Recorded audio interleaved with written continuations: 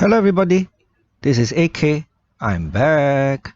So this will be a short follow-up video to last night's video. If you haven't watched last night's video yet, you might want to watch that first before coming back to this video.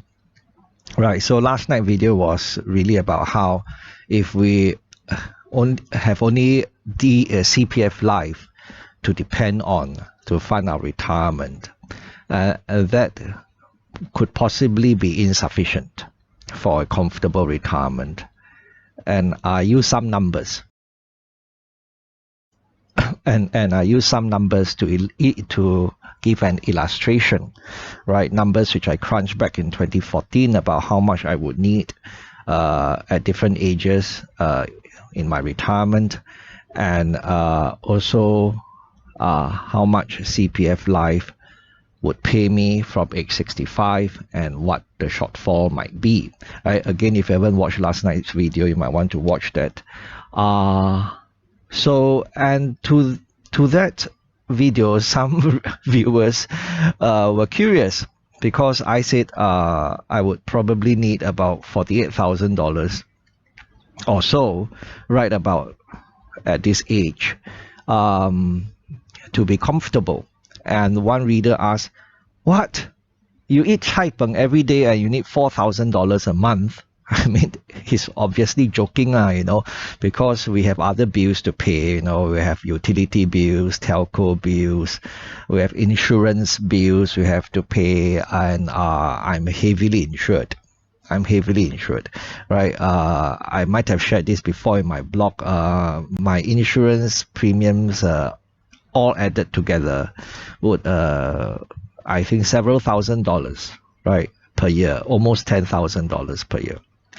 I'm heavily insured because I still have to think about my parents, right? If I were to go kaput, my parents would have something to rely on, right? And as I grow older, my insurance premiums would reduce, right? So because, like for example, my critical illness coverage will reduce as I grow older, and I plan it that way, so I would pay less premium as I grow older. But for now, that's quite a hefty bill for me. Right? Of course, I don't eat chai peng every day. I mean, I've shared photos before. I go to Dong Dong Tea and I buy some atas food from time to time, and I go to supermarkets, and when I see dark chocolate on sale, I'll stock up on dark chocolate.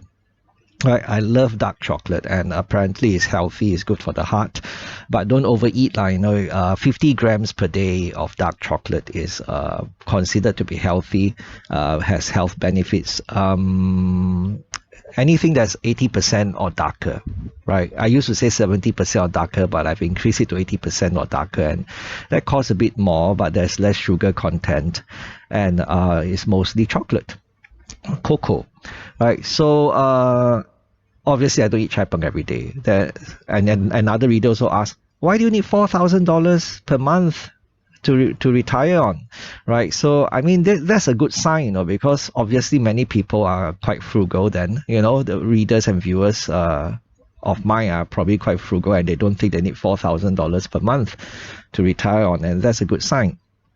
But I've also blogged about this and made a video about this before, about how I intend to increase my annual gifts to my siblings, right? So it's like in the form of larger red packets on their birthdays, and I make more money than my siblings, even though I'm retired and they're working, I said. And if I can help them to prepare for financially more secure retirement, why not? Right? And I also say I'm not a Christian, but I like the spirit of giving, so I'll be giving red packets to my family on Christmas, right? And I said I started doing this last year, but I'll increase the amount of money in the red packets from this year on, right? And I also say in the spirit of giving, I always make donations to charities. I have a list of charities that I support in Singapore. Regular long-time readers of my blog would know this, about 6 charities that I support annually. And I will also make larger donations to the list of charities that I've been supporting, right? So I say there are many unfortunate people in the world, and we can't possibly help them all, but if we can help some of them, why not, right? And it's about making the world a better place, right? And making people's lives a bit better. So due to all these reasons, I think $4,000 a month for my own use is quite comfortable. It's quite comfortable, right? And of course, I still have a car. Right, I still have a car, but the car is expiring in another couple of years. I will probably sell it or scrap it, and I won't get another car because it's expensive. I mean, the car right now costs me probably maybe $3,000-4,000 per year to maintain.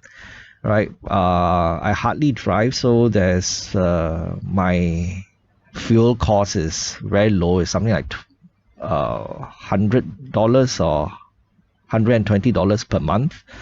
So it's just maintenance and insurance and road tax, maybe about $3,000 per year. So that will be going away, right? And so that explains it. Short video. See you again at 8 p.m. Right? Bye bye.